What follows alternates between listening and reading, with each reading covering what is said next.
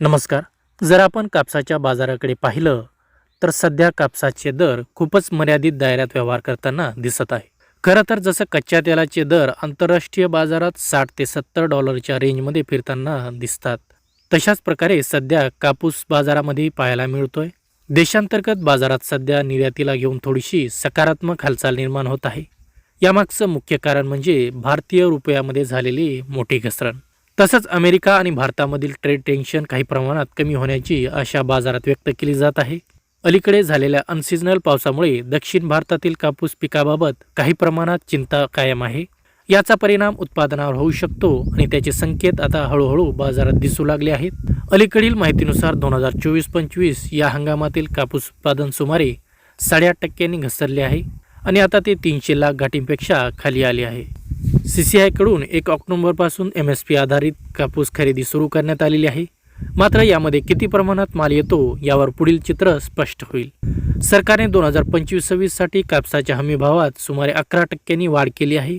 त्याचा काही प्रमाणात सकारात्मक परिणाम बाजारावर दिसतो आहे. तरी सुद्धा नवीन अंदाजानुसार 2025-26 मधील कापूस उत्पादन सुमारे 292 ते 293 लाख गाठीपर्यंत राहण्याची शक्यता आहे. कॉटन असोसिएशन ऑफ इंडिया कापूस प्रेसिंगचा अंदाज सुमारे 309.5 लाख गाठीवर नेला आहे. जागतिक पातळीवर पाहिलं तर कापसाच्या एकूण उत्पादनात सुमारे 3 लाख गाठींची घट दाखवली जात आहे. भारत आणि पाकिस्तान या दोन्ही देशांमध्ये कापूस उत्पादन कमी झाल्याचं स्पष्ट होत आहे. यंदा भारतामध्ये सुमारे 39 लाख गाठींची कापूस आयात करण्यात आला आहे.